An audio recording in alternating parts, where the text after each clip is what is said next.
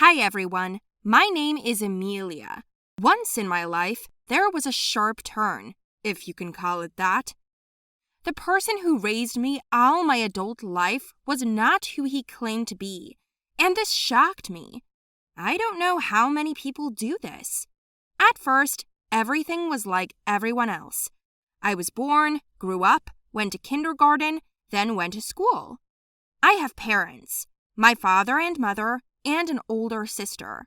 Once upon a time, we lived in another city, but then for some reason we moved, leaving our cool house.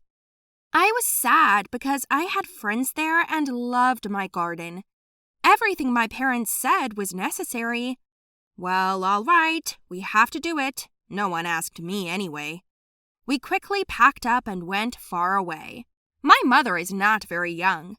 I saw that it is sometimes difficult for her to run after me because I was a nimble child. Always ran somewhere, did not sit still. I loved outdoor games, especially catch and hide and seek. But my older sister always played with me. Her name is Anastasia. I've heard stories about how often there are fights between sisters, but we've never had this. We grew up together, even though the age difference was 15 years. Anastasia often spoiled me. We went for walks together, she bought me toys, goodies, and when I was ill, she took care of me.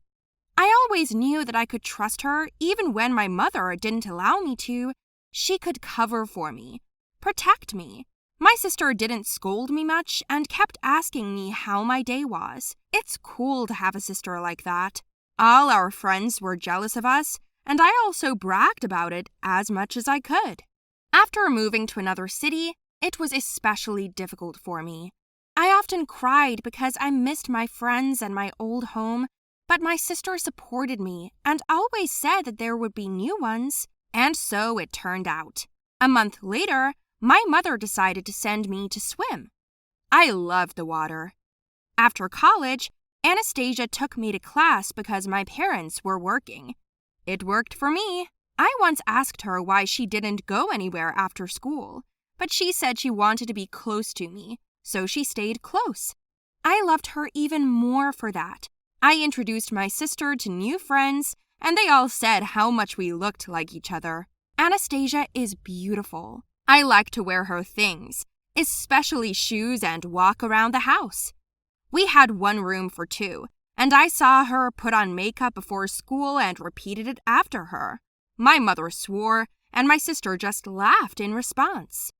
I often told her my secrets and stories, and she gave me advice. I was so glad I had it. When Anastasia went somewhere, to her friends or somewhere far away to visit relatives without me, I missed her. But she brought a new dress, so on the one hand, her trips brought me advantages. As time went on, I grew up and I was almost in high school. By that time, we were all four of us, but my sister found a job and started working. I saw her even less often, and it was my mother who took me to swimming lessons. She wasn't much fun, but I loved the pool. Once when watching a movie about a wedding, I asked my sister what will happen when she gets married. "Will you have children and stop coming to us?" I asked, but she promised that she would never leave me because she loves me. Somewhere in the back of my mind, I knew it wouldn't always be like this. In the end, she would have a life of her own. So it happened after a while. My sister started dating some guy. His name was Dave. He loved her very much and proposed to her. It wasn't that bad, except that he lived in another state and she was supposed to move in with him after the wedding. I was sad at the thought, but my sister suddenly asked me if I wanted to live with her. I agreed, of course. I already imagined how much I would enjoy it. Anastasia burst into tears, hugged me, and said that she would talk to my mother. At night, I woke up to a terrible noise in the kitchen. From my bedroom, I could hear her and my mother arguing and swearing loudly. I snuck downstairs to see what was going on, but I heard something that made me wake up abruptly from the shock. "You don't have the right to take it. She will live with us. You promised you wouldn't tell her, my mother screamed. And Anastasia shouted, What right do I have? She is my daughter and I should be with her. My head was all mixed up, and I was standing there dazed with fear or something, I don't know. I was just standing in the corridor, looking at both of them, when my mom noticed me. Anastasia tried to call me to her, but all I could hear was that she was my mother. What did you just say? My sister was confused. She said that she would explain everything now, but I couldn't believe it. She started talking fast, like she had to do this, that she loved me and was lying to me to save me from the gossip of the neighbors. But I wasn't listening. I was in shock. I burst into tears on the spot. Suddenly, I felt hurt because I had lived a lie and deception all my life. For the first time in my life, I felt disgusted and angry at my mother and sister. I ran to my room and locked myself in. I didn't come out until lunchtime the next day. The house was silent.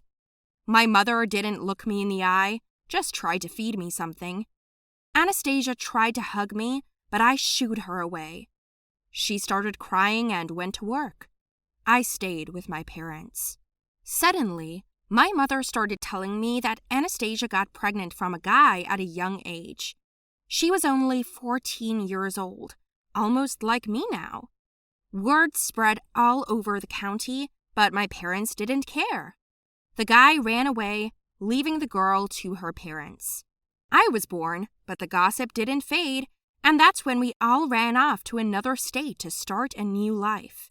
On the advice of my grandmother, my young mother decided to pretend to be a sister. That's how we lived. And now she wanted to take me with her, and my grandmother called it a stupid idea. While I was being told all this, I was crying, but I knew that I loved Anastasia, even though I was angry with her now for such a deception. I went into my room and suddenly I wanted to run away from everyone. I packed my bag and climbed out the window. I didn't want to live among deceivers. I didn't have much money, so I used the leftovers to buy a bus ticket and a sandwich. The evening came. I was terribly scared, and I didn't know if I was doing the right thing. I finally got to the end of the road and got off in an unfamiliar block. It was cold and dark, and I was 100 times sorry for what I had done. Suddenly, some boys ran up to me. They tried to take my bag away from me, and I realized that I could not cope and try to run, but they caught up with me. They almost tore my jacket and tried to take my backpack away, and I struggled with all my strength. Suddenly, I heard a familiar voice. "Anastasia!" I shouted. My mother came running to me. She tracked me down by GPS and found me. I've never cried so hard or been so happy. She talked to my grandmother and me at home. In the end, Anastasia took me with her, and now I call her Mom. Anyway, she loves me as much as she used to, and I love her. The fact that I have such a young and modern mother is even cooler. Hi, everybody. I'm Rebecca, and I'm only 13 years old. I think every girl dreams of becoming a mother in the future, and I wanted to do it, but I didn't think that I would become a mother at such an early age.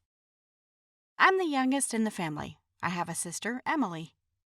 We have grown up as friends since childhood. They shared their secrets. Together, we were hooligans and didn't turn each other if anything happened. We have always had a strong mutual support. Unfortunately, we don't mother. She died when I was a baby. Dad raised us, but we rarely saw him. He worked as a truck driver. He was always on the road and was at home at most a couple times a week. But when he came, he always brought something delicious or gave us a toy. We always greeted him with joy, even took us on a couple of trips. It was a very fun trip. We drove around most of the country and slept inside a trailer. But there were times when my father stopped somewhere not far from the fields, and we would set up a tent right in the open air. We lit a fire, and at such moments, my father began to tell us all sorts of interesting stories from life. Horror movies, too. But this atmosphere was very pleasant to us. There was a beautiful starry sky around, and from the fire there was a slight warmth and silence around. Only an occasional car passed. But such times were rare. My sister and I were mostly alone. So Emily replaced my parents. As an adult, my sister got a job. I feel bored and feel lonely. She left early and came home late. All the housework was on me. But it wasn't hard at all. When no one really lives at home, there's not much to clean. Life was moderate. One day, when she came home from work, Emily said that she felt nausea and acute abdominal pain. We urgently went to the hospital with her and she was urgently scheduled for an examination. And then I found out that my sister was pregnant. She didn't tell me who the children's father was. Yeah, okay, did not want to talk about it. I'm not going to insist. I tried to help her in any way I could. Dad was in shock at this unexpected news. But he knew it was his fault, too, that he didn't pay enough attention to us. The birth went well. As it turned out, she had a double one. Gave birth to 2 little angels, twins named Thomas and Mark. A year after giving birth, my sister went back to work. She couldn't stay home. She asked me to look after the children, but I still had school and I wouldn't have been able to keep up with them. After a little thought, she asked to change her schedule at work so that she can look after the children until lunch and I can look after them after school. It wasn't easy at first. I was afraid to even take them in my arms. I didn't know how and what to feed them, what to do if they cry all the time. Maybe if there was one child, I still somehow would have coped, but when there were 2 of them, it was twice as difficult. If Thomas calmed down, Mark would start crying. And when Mark calmed down, Thomas would get turned on. Both of them shouted incessantly. They spat out their nipples all the time. I thought they were pining for their mother. I decided to wear them and went for a walk with them. Not noticeably skipped all day. Later, Emily wrote me full instructions on what to do and how to do it. At house was not a moment of peace. In a short time, I was already deftly beginning to cope with my nephews. I even had time to do my own thing.